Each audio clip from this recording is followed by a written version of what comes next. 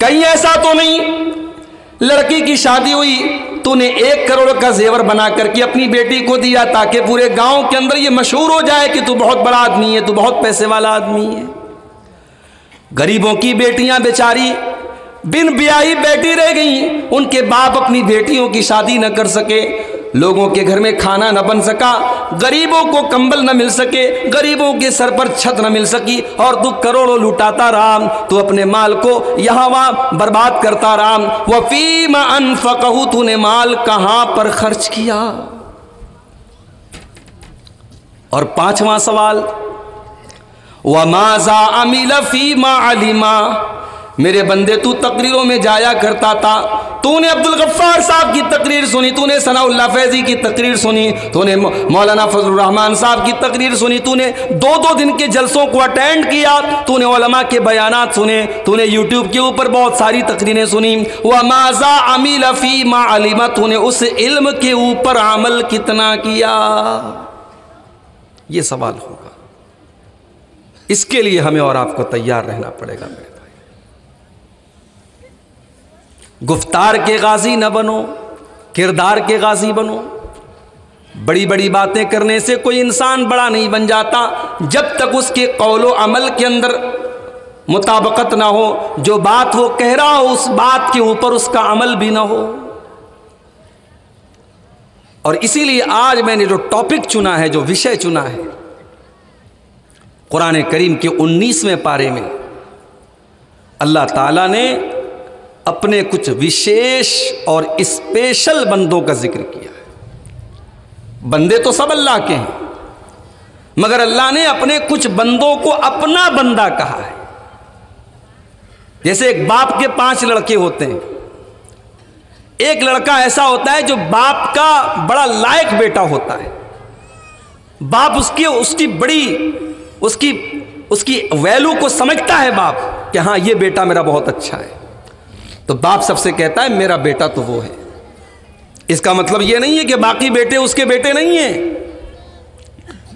اسی طریقے سے بندے تو سب ہیں اللہ کے، مسلمان بھی اللہ کا بندہ، غیر مسلم بھی اللہ کا بندہ۔ جو اللہ کے آگے سر جھکاتا ہے وہ بھی اللہ کا بندہ، جو پتھر کے آگے سر جھکاتا ہے وہ بھی اللہ کا بندہ، جو نیک ہے وہ بھی اللہ کا بندہ، جو نافرمان ہے وہ بھی اللہ کا بندہ۔ مگر اللہ نے اپنے کچھ اسپیشل بندوں کا ذکر کیا ہے۔ قرآن کا 19واں پارہ اٹھائیے، سورہ فرقان کی آیت نمبر 63 سے لے کر کے 76 تک، 63 سے لے کر کے 76 تک اللہ تعالیٰ نے اپنے کچھ خاص بندوں کا ذکر کیا، کچھ وشیش بندوں کا ذکر کیا، کچھ اسپیشل بندوں کا ذکر کیا، اور اللہ نے ان کی 12 کوالٹیز بتائی ہیں، 12 خوبیاں بتائی ہیں، اور یہی 12 چیزیں بیان کر کے میں اپنی تقریر ختم کر دوں گا۔ ہم اور آپ غور کریں کہ کیا یہ 12 چیزیں آج ہمارے اندر پائی جاتی ہیں؟ اگر یہ 12 چیزیں ہمارے اندر ہیں تو اللہ نے ان 12 چیزوں کو بیان کرنے کے بعد فرمایا اولئک یجزون الغرفۃ بما صبروا ویلقون فیہا تحیۃ وسلاما۔ یہ 12 چیزیں جس کے اندر پیدا ہو جائیں گی وہ کل جنت میں بڑے عالیشان کمروں میں رہے گا، اس کو جنت میں کمرے ملیں گے، روم ملیں گے، اس کو جنت میں بڑے اسپیشل کمرے ملیں گے، اور وہ جنت میں ہمیشہ رہے گا۔ وَيُلَقَّوْنَ فِيهَا تَحِيَّةً وَسَلَامًا، اور جنت میں فرشتے اس کو سلام کریں گے، اور وہ جنت میں ہمیشہ ہمیشہ رہے گا۔ تو یہ 12 چیزیں ہیں، بس اسی کو بیان کرنا ہے اور اسی کو آپ کو تھوڑا سا اس کو ایکسپلین کرنا ہے، سمجھانا ہے، اور اسی پر انشاءاللہ تقریر کو ختم کر دیں گے۔ قرآن کا 19واں پارہ سورہ فرقان آیت نمبر 63، وَعِبَادُ الرَّحْمَنِ الَّذِينَ يَمْشُونَ عَلَى الْأَرْضِ هَوْنًا، رحمان کے بندے تو وہ ہیں، اللہ کے بندے تو وہ ہیں جو زمین کے اوپر نرم چال چلتے ہیں۔ یہ پہلی خوبی اللہ نے بیان کی۔ اللہ کے اسپیشل بندے تو وہ ہیں جو زمین کے اوپر نرم چال چلتے ہیں، جو تکبر نہیں کرتے، جو گھمنڈ نہیں کرتے، جو اہنکار نہیں کرتے، جن کے اندر نرمی ہوتی ہے، جن کے اخلاق کے اندر نرمی ہوتی ہے۔ تکبر اللہ کو پسند نہیں ہے.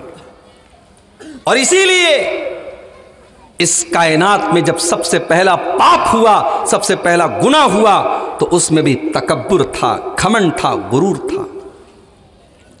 جب اللہ نے ابلیس سے پوچھا ما منعک ان تسجد لما خلقت بیدی، اے ابلیس آدم کو تو میں نے اپنے دونوں ہاتھوں سے پیدا کیا ہے، اے ابلیس تو نے آدم کے آگے سجدہ کیوں نہ کیا؟ تو ابلیس نے کیا جواب دیا؟ قال اسجد لمن خلقت طینا، اے اللہ جس کو تو نے مٹی سے پیدا کیا میں اس کو سجدہ کیوں کروں؟ خلقتنی من نار وخلقتہ من طین، تو نے مجھ کو آگ سے بنایا اور آدم کو مٹی سے بنایا. اے اللہ آگ سے پیدا ہونے والی چیز، مٹی سے پیدا ہونے والی چیز کو سجدہ کیوں کرے؟ ابلیس نے تکبر کیا، ابلیس نے گھمنڈ کیا، ابلیس نے اپنے آپ کو بڑا سمجھا. اللہ نے فرمایا ما لک ان تتکبر فیہا، اے ابلیس تو جنت میں رہ کر کے تکبر کرے اور گھمنڈ کرے اور اہنکار کرے، یہ نہیں ہو سکتا. فخرج منہا انک من الصاغرین، اے ابلیس تو جنت سے نکل جا اور ذلیل ہو کر کے نکل جا. تو جنت میں رہ کر کے تکبر نہیں کر سکتا، گھمنڈ نہیں کر سکتا. اللہ کو گھمنڈ پسند نہیں ہے. اسی لیے اللہ نے قرآن کے 15ویں پارے میں فرمایا وَلَا تَمْشِ فِي الْأَرْضِ مَرَحًا، زمین میں اکڑ کر کے نہ چلا کرو. إِنَّكَ لَن تَخْرِقَ الْأَرْضَ وَلَن تَبْلُغَ الْجِبَالَ طُولًا، نہ تو تم زمین کو پھاڑ سکتے ہو، نہ تم پہاڑوں کے اوپر چڑھ سکتے ہو، نہ تو تم اتنے لمبے ہو کہ پہاڑ کے برابر ہو جاؤ، اور نہ تم اتنے بھاری ہو کہ زمین کو پھاڑ دو. جب تم زمین کو پھاڑ نہیں سکتے، تم پہاڑ کے برابر نہیں ہو سکتے، تو اے انسان تو مٹی سے پیدا کیا گیا ہے، تو حقیر پانی سے پیدا کیا گیا ہے، تو تکبر کیوں کرتا ہے؟ تو گھمنڈ کیوں کرتا ہے؟ تو اہنکار کیوں کرتا ہے؟ اللہ کو تکبر پسند نہیں ہے. اسی لیے جب حضرت لقمان اپنے بچے کو نصیحت کرتے ہیں، اپنے بچے کو بڑی قیمتی باتیں بتاتے ہیں، تو انہی قیمتی باتوں میں ایک بات یہ بھی بتاتے ہیں وَلَا تُسَعِّرْ خَدَّكَ لِلنَّاسِ وَلَا تَمْشِ فِي الْأَرْضِ مَرَحًا، اے میرے بچے تو جب لوگوں سے ملا کر تو گال پھلا کر کے نہ ملا کر، اور زمین میں تو اکڑ کر کے نہ چلا کر. ان اللہ لا يحب كل مختال فخور، اللہ تعالیٰ گھمنڈیوں کو پسند نہیں کرتا، اللہ تکبر کرنے والوں کو پسند نہیں کرتا. اللہ کو تکبر پسند نہیں ہے میرے بھائی. بڑا گھمنڈ تھا قوم عاد کو، قوم سمود کو. اللہ نے ان کو بڑا لمبا چوڑا بنایا تھا، بڑی لمبی چوڑی ہائٹ والے لوگ تھے. وہ اتنا طاقتور اللہ نے بنایا تھا کہ پہاڑوں کو کاٹ کاٹ کر کے وہ مکان بناتے تھے، اور بڑے فخر سے کہا کرتے تھے من اشد منا قوہ، ہم سے زیادہ طاقتور کون ہے، ہم سے زیادہ پاورفل کون ہے، ہم سے زیادہ شکتیشالی کون ہے. اللہ نے ایسا عذاب بھیجا فَأَمَّا سَمُودُ فَأُهْلِكُوا بِالطَّاغِيَةِ، قوم سمود کے اوپر ایک زبردست آواز کا عذاب آیا، ایک زبردست طوفان کا عذاب آیا. وَأَمَّا عَادٌ فَأُهْلِكُوا بِرِيحٍ صَرْصَرٍ عَاتِيَةٍ، اور قوم سمود کے اوپر اللہ تعالیٰ نے بہت خطرناک آندھی چلا دی، بہت زبردست ہوا چلا دی، اور اتنے برے طریقے سے ان کی موت ہوئی. اللہ فرماتا ہے كَأَنَّهُمْ أَعْجَازُ نَخْلٍ خَاوِيَةٍ، جتنی تیز ہوا آئی کہ ان کی ڈیڈ باڈی، ان کے مرنے کے بعد ان کا سر کہیں پڑا، ان کا دھڑ کہیں پڑا ہے، جیسے کھجور کے سڑے ہوئے تنے ہوتے ہیں اور کھجور کے سڑے ہوئے پیڑ ہوتے ہیں. قوم عاد کے لوگوں کے سر اور دھڑ الگ الگ پڑے ہوئے تھے. تکبر پسند نہیں ہے اللہ کو، گھمنڈ پسند نہیں ہے. او دولت والو، تمہیں اللہ نے دولت دی ہے، بہت اچھی بات ہے، مگر اس دولت کا مطلب یہ نہیں کہ تم دوسروں کو حقیر سمجھو. او میری پیاری ماں بہنوں، اگر آپ کا شوہر پیسے والا ہے اور آپ نے 5000 کی ساڑی پہنی ہے، آپ نے 4000 کا سوٹ پہنا ہے، اور آپ کی پڑوسن بیچاری غریب ہے، اس نے 500 روپے والا سوٹ پہنا ہے، اس نے 400 روپے والی ساڑی پہنی ہے، آپ کو اس بات کا کوئی حق نہیں پہنچتا کہ آپ اس کو حقیر جانیں، آپ اس کے مقابلے میں اپنے آپ کو اعلیٰ اور برتر سمجھیں. مذاق مت اڑاؤ کسی کا، حقیر مت سمجھو کسی کو.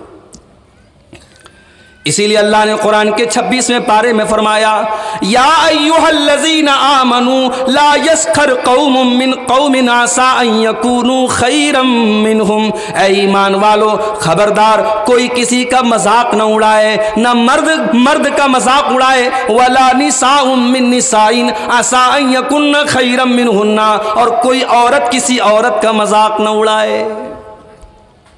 حضرت صفیہ رضی اللہ تعالیٰ عنہ اللہ کے نبی کی بیوی ہیں، ان کی ہائٹ تھوڑی کم تھی، ان کے بدن کی ہائٹ کم تھی۔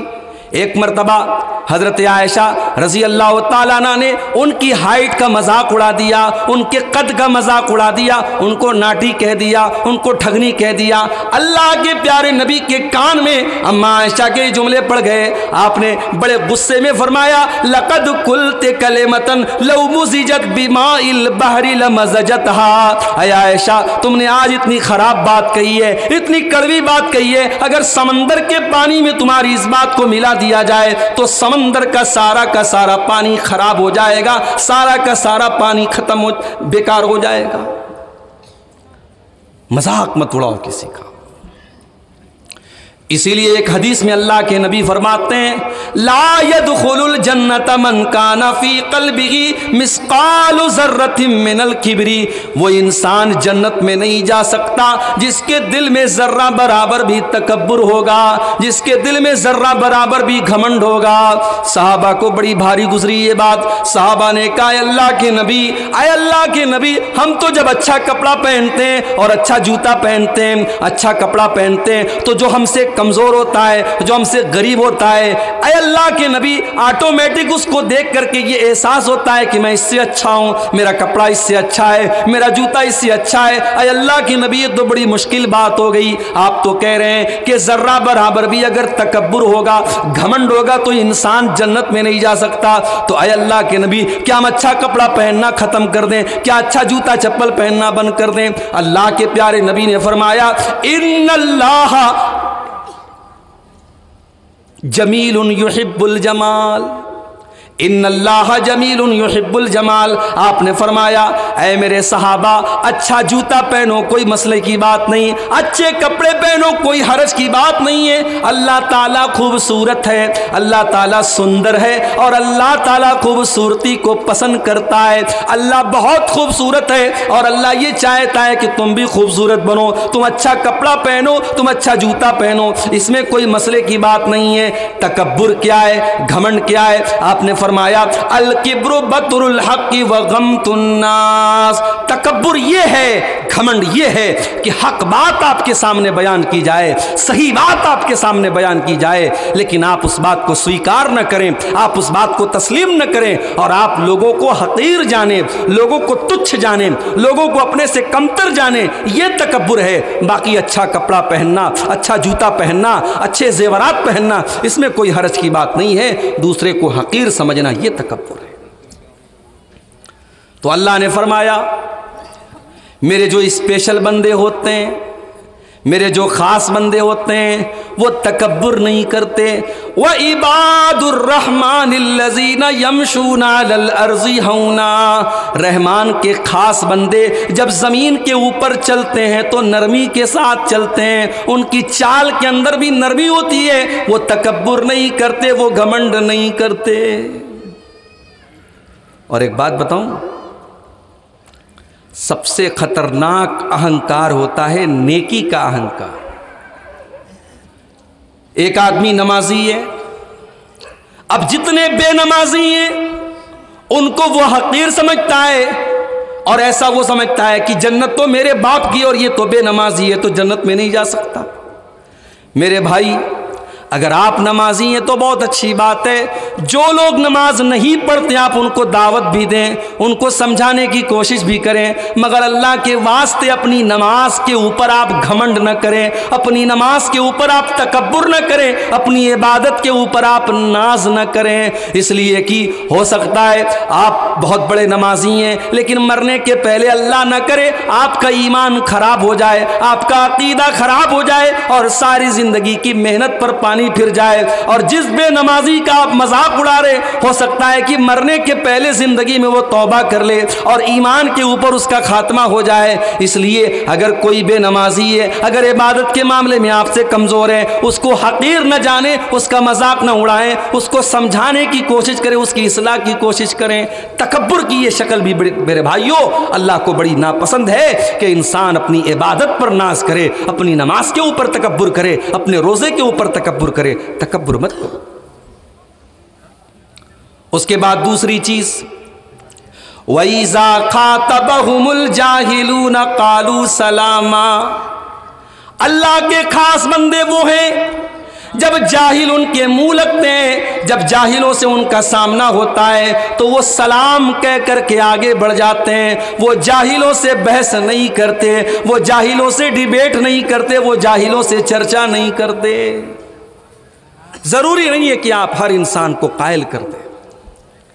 آپ نے قرآن کی آیت پڑھ دی، آپ نے نبی کی حدیثیں پڑھ کے سنا دی، سامنے والے نے مان لیا تو بڑی اچھی بات ہے، اگر اس نے نہیں مانا تو کسی کو گھول کے پلانا یہ آپ کے اختیار میں نہیں ہے۔ جاہلوں کے منہ نہ لگیے، جاہلوں کو سلام کہہ کر کے گزر جائیے۔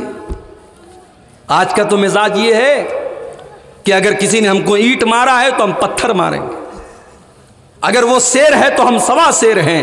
یہ اسلام کی تعلیم نہیں ہے میرے بھائی،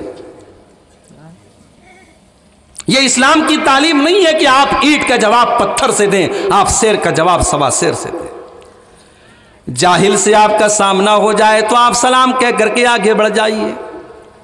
اللہ کے نبی کے پاس یہودی آتے ہیں اور السلام علیکم کے بجائے السلام علیکم کہتے ہیں۔ السلام علیکم کا مطلب ہوتا ہے تم پر اللہ کی سلامتی نازل ہو، اور السلام علیکم کا مطلب یہ ہوتا ہے کہ تم پر موت آ جائے، تم برباد ہو جاؤ، تم ہلاک ہو جاؤ۔ یہودی اتنے گھٹیا تھے، وہ اللہ کے پیارے نبی کو سلام کے بجائے بد دعا کرتے تھے۔ وہ آ کر کے کہتے تھے السلام علیکم۔ اما عائشہ نے سن لیا، وہ بیوی ہی کیا جو شوہر کی برائی سن کر کے خاموش ہو جائے۔ جس بیوی کو اپنے شوہر سے محبت ہوگی، اپنے شوہر سے پیار ہوگا، وہ شوہر کی عزت پر کبھی حرف نہیں آنے دے گی، شوہر کی عزت پر کبھی داغ نہیں آنے دے گی۔ اما عائشہ نے دیکھا میرے رسول کو، میرے سرتاج کو یہ بددعا دے کے جا رہے ہیں۔ اما عائشہ نے بڑے غصے میں فرمایا وعلیکم السلام واللعنت، اے یہودیوں تمہارے اوپر موت آئے، تمہارے اوپر اللہ کی لعنت برسے، اے یہودیوں تم ہلاک ہو جاؤ، تم برباد ہو جاؤ۔ اللہ کے پیارے نبی نے اما عائشہ کا یہ جملہ سن لیا، آپ نے فرمایا مہلن یا عائشہ، اے عائشہ تھوڑا اطمینان سے کام کرو، تھوڑا آرام سے کام کرو، تھوڑی ٹھنڈی ہو جاؤ، کول ڈاؤن۔ اے عائشہ تھوڑا سکون اور آرام سے کام کرو، ان اللہ یحب الرفق فی الامر کلہ۔ اے عائشہ اللہ تعالی ہر چیز میں نرمی کو پسند کرتا ہے، اتنی گرمی اپنے اندر پیدا نہ کرو، تھوڑی اپنے اندر نرمی پیدا کرو۔ اما عائشہ نے فرمایا اولم تسمع ما قالوا، اے اللہ کے نبی کیا آپ نے نہیں سنا کہ ان یہودیوں نے آپ کو موت کی بد دعا دی ہے، انہوں نے آپ کو سلام نہیں کیا ہے، انہوں نے السلام علیکم کہا ہے۔ اے اللہ کے نبی انہوں نے آپ کے اوپر بد دعا کی ہے۔ آپ نے فرمایا اے عائشہ میں نے ان کی بد دعا کو سن بھی لیا اور میں نے جواب بھی دے دیا۔ جب انہوں نے آ کر کے کہا تھا السلام علیکم تو میں نے کہا تھا وعلیکم، انہوں نے کہا تم پر موت آئے، میں نے کہا وعلیکم تم پر بھی آئے، جو تم میرے لیے کہہ رہے وہ تمہارے اوپر آئے۔ یہ تھا میرے نبی کا طریقہ۔ میرے نبی نے زبان سے کبھی کسی کو گالی نہیں دی، گالی کا جواب آپ نے گالی سے نہیں دیا۔ طائف کا وہ منظر یاد کرو، اللہ کے نبی مکہ سے 100 کلومیٹر دور طائف جاتے ہیں اور 100 کلومیٹر کا یہ سفر اللہ کے نبی پیدل طے کرتے ہیں۔ آپ چاہتے تو اونٹ سے جا سکتے تھے، آپ چاہتے تو گھوڑے سے جا سکتے تھے، مگر آپ نے مکہ سے طائف کا یہ سفر 100 کلومیٹر کا سفر پیدل طے کیا تاکہ مکہ والوں کو پتہ نہ چلے کہ میں طائف گیا ہوں۔ طائف جانے کے بعد وہاں کے بڑے بڑے سرداروں کے گھر جاتے ہیں اللہ کے نبی اور ان کو سمجھاتے ہیں کہ میں اللہ کا آخری رسول ہوں، میں اللہ کا آخری نبی ہوں اور میں ایک اللہ کی عبادت کا پیغام لے کر کے آیا ہوں، میں توحید کا پیغام لے کر کے آیا ہوں۔ مگر طائف کے ان سرداروں نے اللہ کے نبی کی بات ماننا تو بڑی دور کی بات ہے، انہوں نے آپ کا مذاق اڑایا، انہوں نے آپ کو برا بھلا کہا، انہوں نے کہا کہ اے محمد کیا اللہ کو کوئی اور نہیں ملا تھا جو تم کو نبی بنا لیا؟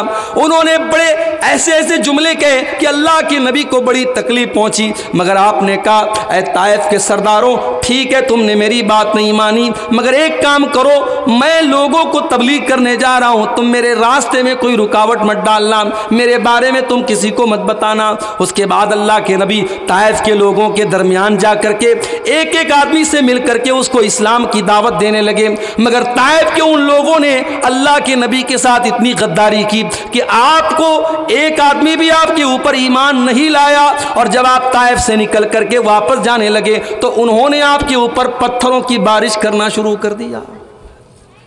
اللہ کے نبی طائف کی گلیوں سے گزر رہے ہیں اور دونوں طرف سے آپ کے اوپر پتھر برسائے جا رہے ہیں۔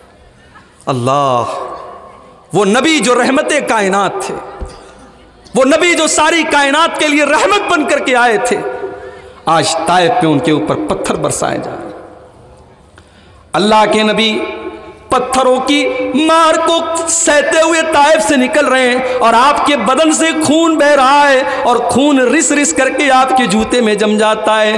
بڑی مشکل سے آپ اپنی جان بچاتے ہیں اور طائف سے نکلنے کے بعد 3 کلومیٹر آگے ایک کھجور کے باغ میں جا کر کے اللہ کے نبی پناہ لیتے ہیں اور آسمان کی طرف آپ اپنے ہاتھوں کو اٹھاتے ہیں اور آپ اللہ کی بارگاہ میں شکایت کرتے ہیں، اے اللہ یہ تو نے مجھے کن لوگوں کے حوالے کر دیا ہے، اے اللہ یہ تیرے نبی کے مقام کو نہیں جانتے، یہ تیرے نبی کی عظمت کو نہیں جانتے، اے اللہ لیکن تو اگر مجھ سے ناراض نہیں ہے تو اے اللہ مجھے کوئی پرواہ نہیں ہے، اگر تو راضی ہے تو مجھے کوئی فکر نہیں ہے، مجھے کوئی پرواہ نہیں ہے۔